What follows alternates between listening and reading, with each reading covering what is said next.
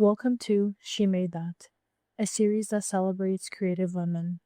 I'm your host, Daniela, and every month I sit down with women to hear their stories, what they create, and why. She made that. She made that. You're so creative. She made that.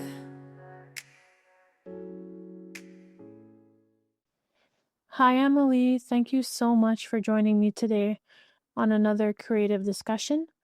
Before we start, can you give yourself a little introduction as well as the business you created? Hi, my name is Emily Lee.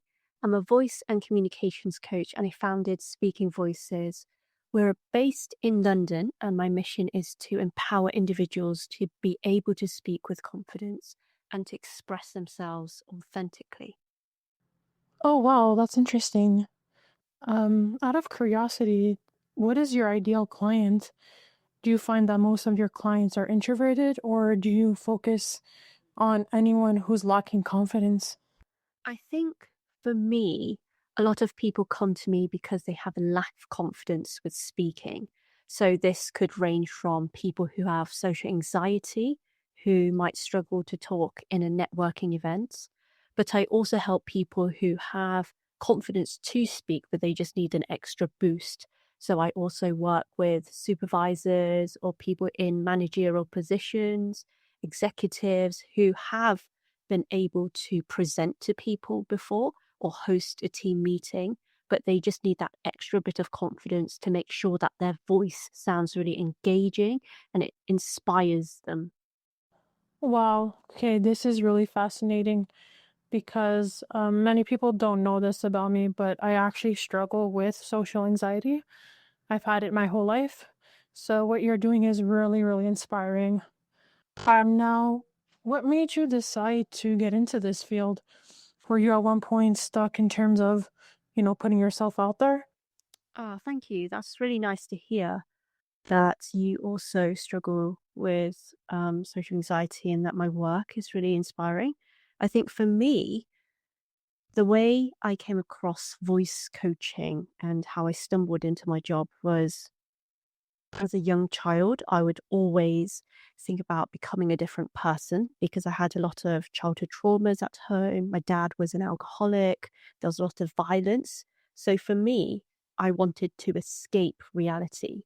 And the reason why I did that was because everything that I felt in real life, the people, the struggles that I had, I really wanted to not think about those, just become a different person. And I thought the only way to do that was through acting. And I thought, oh, this is really nice. This might be a really good career. However, I found there was lots of issues in terms of becoming an actor because you just suppress all the emotions that you have. In reality, you become a different person. You try to pretend to be a different character and you see the eyes of yourself trying to become a different person. And my identity got really distorted because I didn't know what was reality and what was me, the real me anymore, because I was pretending to be somebody else all the time through the characters, through learning lines, through the emotions of different characters that I was playing. And I thought to myself one day, well, if I want to become an actor, what's the best way to become an actor? What does an actor need to focus on? And that is to become the best actor you can be, you need to focus on your voice. And that's when I did a master's in voice. I got into drama school, and that course pretty much changed my life because I knew how to become authentic. I knew that all of the things that I was trying to suppress, many different versions of me were just popping up through the surface, left, right, and center. And this was something that I needed to address, but also thinking about how I can become an actor, but also I can become myself as well. All of these different techniques that they were trying to teach me at drama school in terms of how to breathe from the belly, so diaphragmatic breathing, and thinking about how to resync your body so it aligns with your mind. And then when it aligns with the mind, you can then speak your truth, right? And become your authentic self.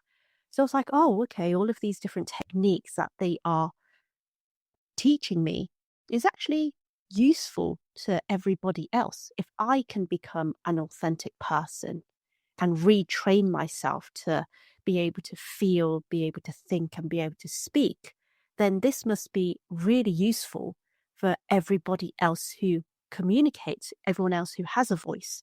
Because I think a lot of the time, when we don't like a part of ourselves, we put on a mask, we try to avoid who we are. And then it becomes to a point where, like for myself, all of these layers were so enmeshed together that I lost my identity completely. And I think this is sort of my mission, where I want to help people not only think about themselves having a voice and finding their identity, but to be able to communicate exactly how they feel and to be authentic with their words. So when they say something and you ask me, for example, how are you?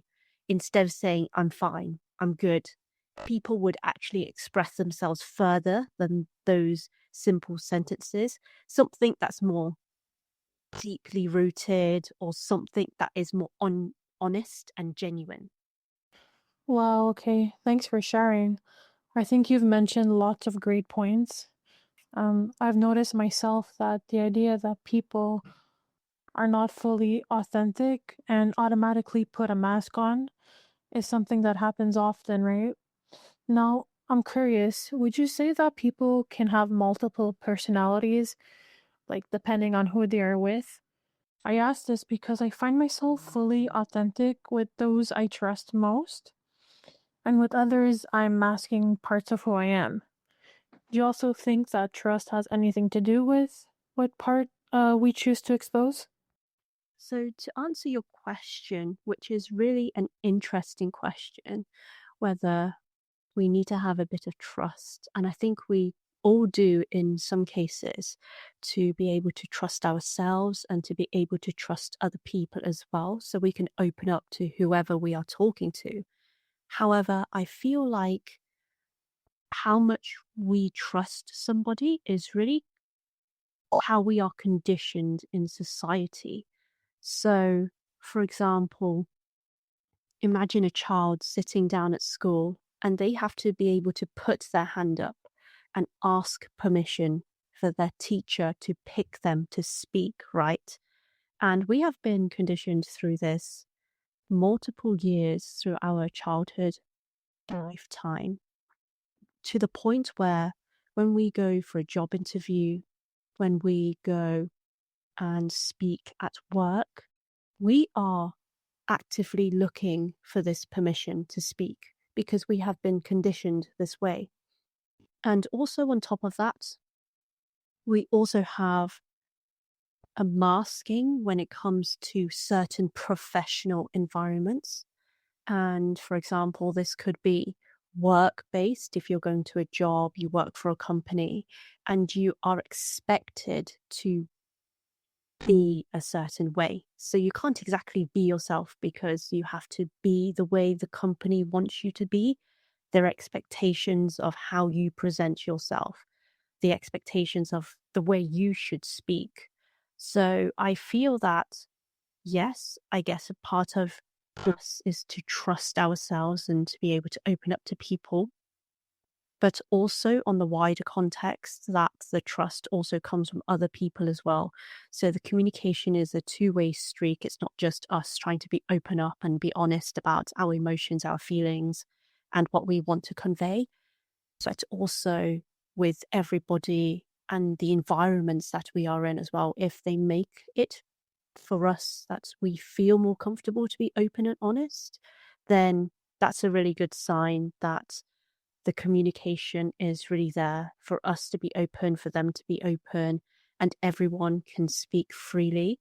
But I know that's not the case because a lot of the times the reason why we mask is because we don't trust. And the reason why we don't trust is because other people, I guess, give us that reason not to trust, or we have been conditioned in such a way not to trust certain people. And I think it's we ourselves, we have to always try to be open in that aspect. So then if we open up, we get the other people to open up as well. But a lot of the time, and this is my mission, to be able to get everyone to be talking about their emotions, to talk about and communicate how they are feeling honestly, because I think a lot of problems can be solved this way. Wow, yeah, well said. I also really love your mission. Correct me if I'm wrong, but would you say that for the most part, when people don't talk about their feelings, it's because of how they were brought up? Like, would you say that it's a family cycle? Yeah, I think so. So, yeah, like you said, one of the things it could be within the family, but I've seen more and more nowadays that children nowadays are on their phones, iPads, in front of a screen. If they don't build up the communication skills to talk at home with their family, and they don't have those communications in school, then there's not really a place for children to be able to grow up learning about how to communicate, right? So it's almost like, well, where do you learn these skills from? All of a sudden, you don't have that in your education, you don't have that in your family upbringing. Then where are you going to learn them? And it's not until maybe you get a job, you go through that interview process and they ask you, are you a team player? You say yes, you get offered the job, you go into work, and they see that potentially you're not a team player because of the lack of your communication skills. So it's just understanding how you can develop these. And I feel like everybody can develop them. It's just having that awareness.